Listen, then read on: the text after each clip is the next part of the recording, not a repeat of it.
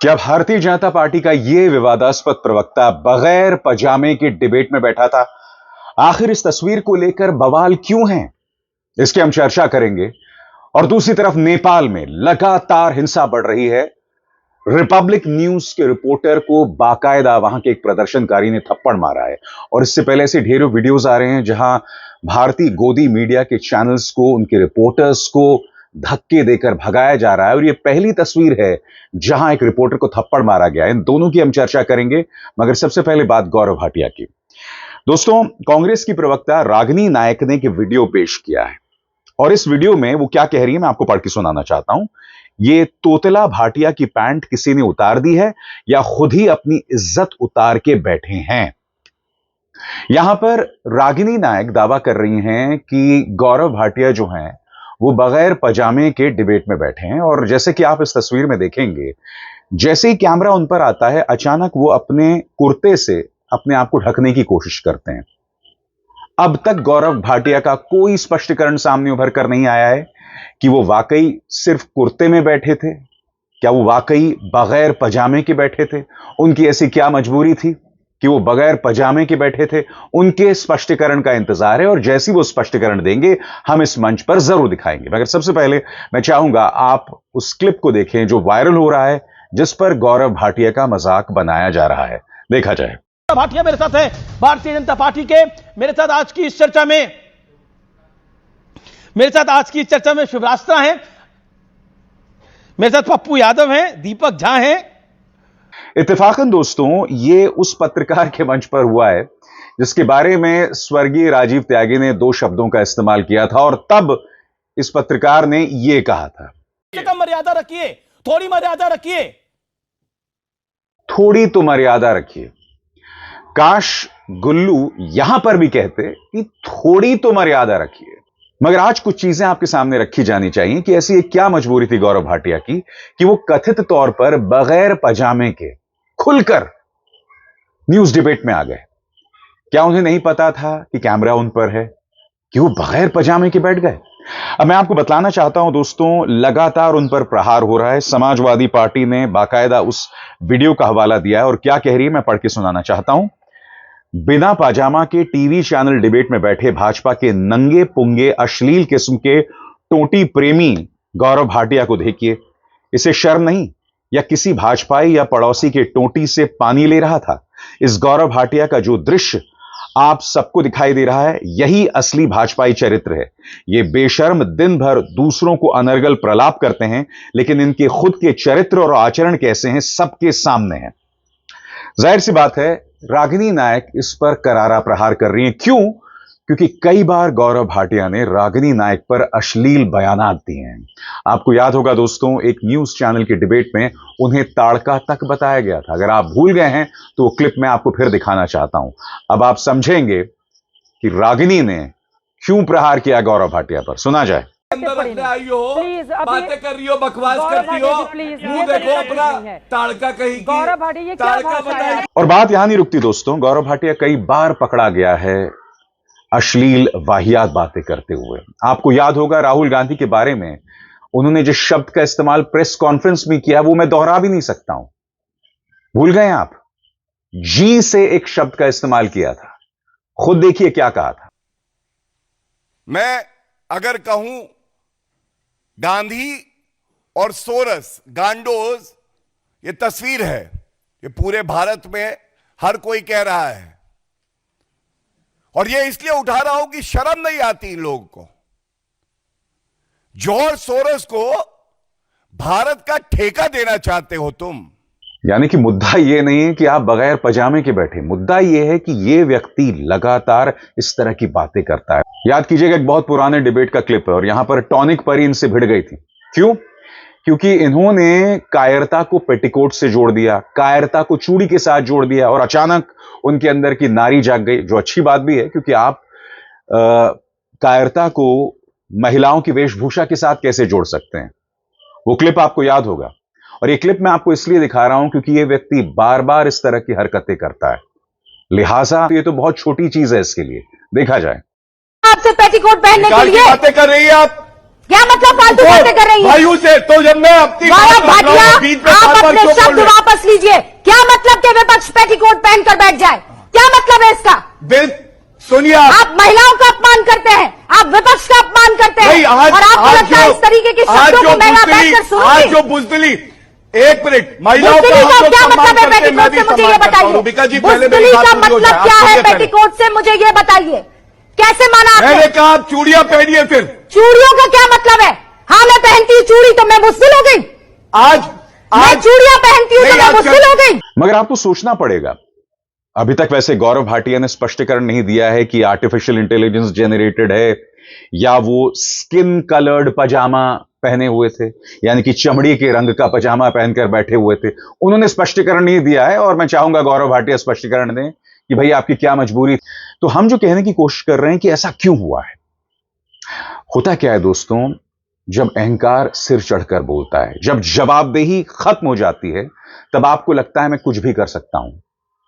अगर गौरव भाटिया बगैर पजामे के बैठे हैं, मैं अगर बार बार इस्तेमाल कर रहा हूं क्योंकि गौरव भाटिया ने अभी तक कोई स्पष्टीकरण नहीं दिया है, अगर वो बगैर पजामे के बैठे हैं तो इसका कारण क्या मैं आपको बताता हूं। इसका कारण यह है कि जब जवाबदेही ना हो, जब आपसे कठिन सवाल ना पूछे मीडिया, जब आप में अहंकार भर जाए, तो आपको लगता है मैं कुछ भी कर सकता हूं, कुछ भी कर सकता हूं। मैं फिर आपसे पूछना चाहता हूं दोस्तों, आपके घर में कोई आता है तो आप कुर्ते में उनके सामने जाके नहीं खड़े हो जाते हैं। और यहां तो डिबेट की बात थी, यहां कोई 4 या 5 लोग आपको नहीं देखने वाले थे, आपको शायद लाखों, शायद करोड़ों लोग देखते, और यह नजारा उनके सामने आ गया। अब गौरव भाटिया के साथ यह ताउम्र जुड़ गया है। हर डिबेट में गौरव भाटिया जाएंगे तब इस क्लिप का हवाला दिया जाएगा और वो जलील होते रहेंगे। इनफैक्ट आपको याद होगा एक पुरानी डिबेट में उन्होंने कुछ एक ऐसी शर्त भी रखी थी कि अगर ऐसा हो जाएगा तो मैं अपने बाल मुंडवा लूंगा। इस तरह की बातें करते रहे हैं पहले भी और फिर बहुत जलील हुए थे। मगर होता क्या है दोस्तों, जब आपको परवाह ही नहीं है अपने चरित्र के बारे में, आपकी जुबान के बारे में, तो क्या ही फर्क पड़ेगा। और गौरव भाटिया तो एक महज प्रतीक है। आज की तारीख में भारतीय जनता पार्टी में ऐसे प्रवक्ता भरे हुए हैं जो जहर उगलते हैं, झूठ बोलते हैं, बकवास करते हैं।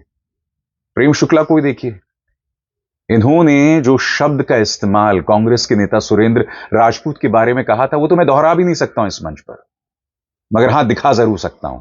याद कीजिए क्या कहा था। पाकिस्तान की भाषा बोलते हैं राहुल गांधी, जो सर्जिकल स्ट्राइक को खून की दलाली कहकर पाकिस्तान के तलवे चाटते हैं और उसका यूनाइटेड नेशंस में दुरुपयोग किया जाता है। और 8,000 एकड़ भूमि जो है 1965 का युद्ध जीतने के बाद 1968 में कच्छ को देने वाली इंदिरा गांधी, अरे तलवे तुम चाटते हो, तेरा बाप चाटता है, तेरी मां रंडी है, तुम्हारा खानदान। नहीं, मैं इस बहुत ही घटिया तरह की भाषा का इस्तेमाल हो रहा है, प्लीज।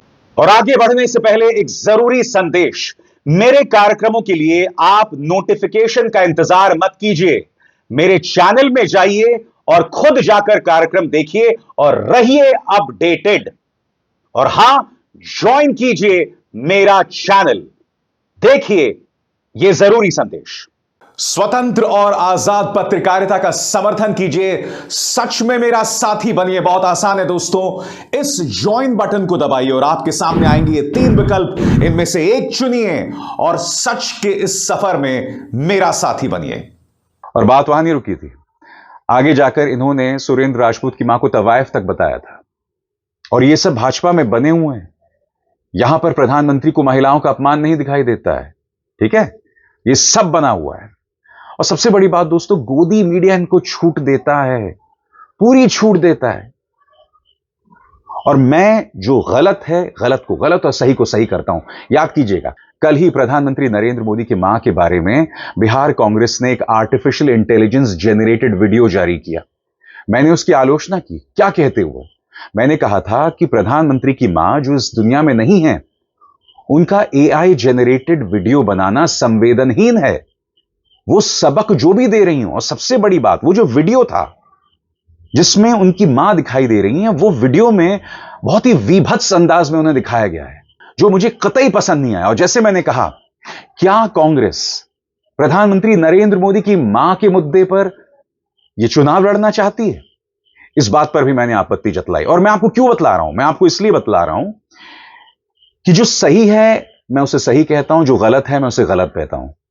और बावजूद इसके कि आप जानते हैं कि भारतीय जनता पार्टी की असम सरकार ने मेरे खिलाफ 192, 196 और 197 के अंतर्गत मुकदमा दर्ज किया हुआ, एफआईआर दर्ज किया हुआ, जिसमें एक सेडिशन यानी राजद्रोह को लेकर है। और कल मैं दिन भर अदालत के मामलों में चक्कर काटता रहा। बावजूद इसके मैं शाम को आता हूं और प्रधानमंत्री नरेंद्र मोदी की मां का जो अपमान होता है उस पर वीडियो बनाता हूं। कहने का अर्थ क्या है? निष्पक्षता का मतलब यह नहीं कि आप बैलेंस बनाए रखें। निष्पक्षता का मतलब यह है कि जो ताकतवर है उसे आप कटघरे में रखें, उसे जवाबदेह बनाएं। निष्पक्षता का मतलब यह है कि आप जो सही है उसे सही कहें और जो गलत है उसे गलत कहें। यह फर्क है। और जहां तक गोदी मीडिया की बात है दोस्तों, लगातार नेपाल में ऐसे वीडियोस आ रहे हैं जहां उन्हें थप्पड़ मारा जा रहा है, उनके साथ हिंसा हो रही है, उन्हें भगाया जा रहा है, और यह गलत है। आज ये रिपोर्टर्स जो मेहनत से जमीन में काम कर रहे हैं ना, वो कीमत चुका रहे हैं न्यूज चैनल के एंकर्स की बदतमीजी का। सबसे पहले मैं आपको दिखाना चाहता हूं कि रिपब्लिक के रिपोर्टर को किस तरह से थप्पड़ मारा गया।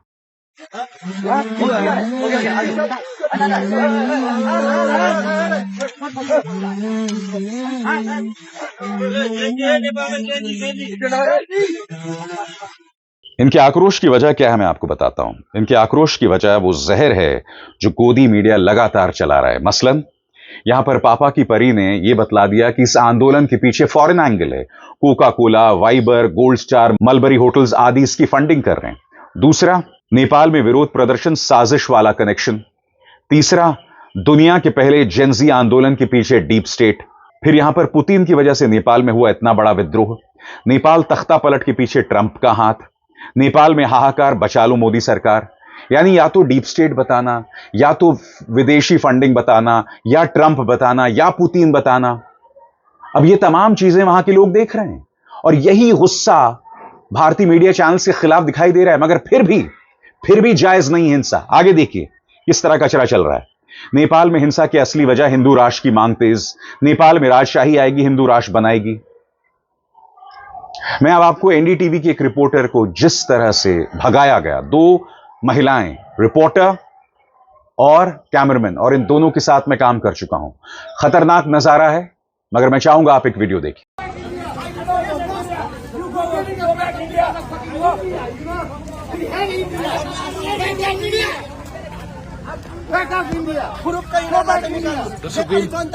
इन्डिया पत्रकार हुनुहुन्छ। म बिहान 7 बजे यहाँ आइपुगे हो। यिनीहरूले एउटा गाडीमा र एउटा इभीमा आएको, यो रातो टी सर्ट लाउने आइमा इभी गाडीमा हो। यही पार्किङ गरेर यिनीहरूले फिट गर्यो हो। हामी उता जान नपाउने हो। हामी उता नचढ्न नपाउने, यिनीहरूलाई चाहिँ त्यही गेटैमा राख्ने हो। खुरुक्कै निकाल्नुहोस्, खुरुक्कै निकाल्नुहोस्। यहाँ इन्डियाका मिडिया विरुद्ध नाराबाजी भइरहेछ।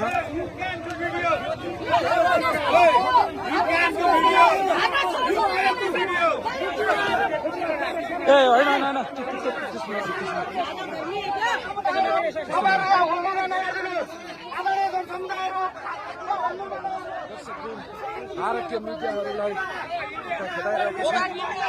भारतीय मिडियाहरूलाई यसरी खेदाइरहेका छन्।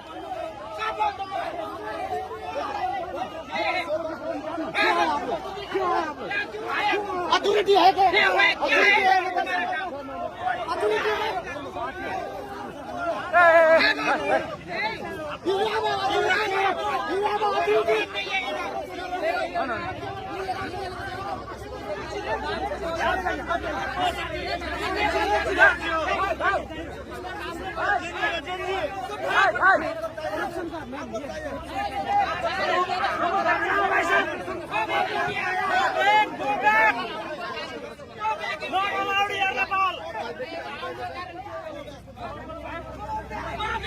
याद कीजिएगा दोस्तों, टीवी 9 के रिपोर्टर को इसी तरह से भगाया गया था।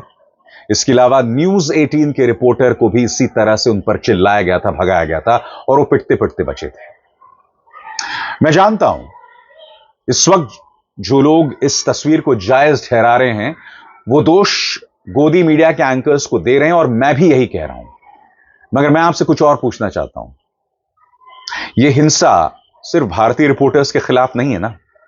आंदोलन के अंदर कुछ ऐसे अराजक तत्वों का प्रवेश हो चुका है जो अत्यधिक हिंसा का इस्तेमाल कर रहे हैं। एक बड़े होटल को जला दिया गया साहब। मैं आपसे यह जानना चाहता हूं, उस होटल को जलाकर किसे क्या हासिल हुआ? लाखों करोड़ों की प्रॉपर्टीज जो हैं उसे जला दिया गया। और ये प्रॉपर्टीज किसकी हैं? आम नेपाली की है ना। अब आप इस हिंसा को जायज ठहरा नहीं सकते। साफ है कि इस आंदोलन में अराजक तत्वों का प्रवेश हो चुका है। मैं इस बात से इनकार नहीं कर रहा हूं कि गोदी मीडिया के एंकर्स, उनके संपादकों की बदतमीजी, उनके झूठ की वजह से हमारे भारतीय रिपोर्टर्स की जान इस वक्त जोखिम में है। कायदे से तमाम न्यूज चैनल्स को अपने रिपोर्टर्स को वापस बुलाना चाहिए, क्योंकि पिछले 11 सालों में प्रधानमंत्री नरेंद्र मोदी के महिमा मंडन के चलते हमने कहीं ना कहीं अपने पड़ोसी देशों को नाराज किया है, लगातार किया। इस तरह की नफरत नेपाल में भारत को लेकर कभी नहीं थी जो अब दिखाई दे रही है। और यह हो रहा है इसी सरकार की नीतियों की वजह से, भारतीय जनता पार्टी की नीतियों की वजह से। और गोदी मीडिया अंतर्राष्ट्रीय मुद्दों को जिस तरह से पेश करता है, क्योंकि जब इस आंदोलन को आप हिंदू राष्ट्र तक सीमित कर दें, उसके पीछे डीप स्टेट की बात करें, उसके पीछे आप पुतिन से लेकर ट्रंप की बात करें, मैं समझ नहीं पा रहा हूं कि इस आंदोलन के पीछे पुतिन भी हो सकते हैं, ट्रंप भी हो सकते हैं। और ट्रंप और पुतिन नेपाल में हिंदू राष्ट्र चाहते हैं। यह कैसी सोच है? अब स्वाभाविक सी बात है, जब यह बकवास दिखाया जाएगा और वहां के लोग देखेंगे तो उनमें नाराजगी होगी। मगर फिर भी एक रिपोर्टर को मारकर तुम्हें क्या मिल रहा है भाई? रिपोर्टर अपना काम कर रहा है, मेहनत से अपना काम कर रहा है, मगर ये जो एंकर्स हैं, ये लोग स्टूडियो में बैठकर जहर उगलते हैं और उसका खामियाजा, उसका परिणाम जमीन पर काम करने वाला मेहनती रिपोर्टर भुगत रहा है। मगर ये तो गोदी मीडिया है ना दोस्तों। इस गोदी मीडिया ने देश की नाक कटवाई थी ऑपरेशन सिंदूर के दौरान भी। जब जब कोई अंतर्राष्ट्रीय इवेंट होता है, दुनिया भर में भारत की चर्चा गलत कारणों से होने लगती है, हमारी मीडिया की वजह से। और वही नेपाल में भी दिखाई दे रहा है। अभिसार शर्मा को दीजिए इजाजत। नमस्कार।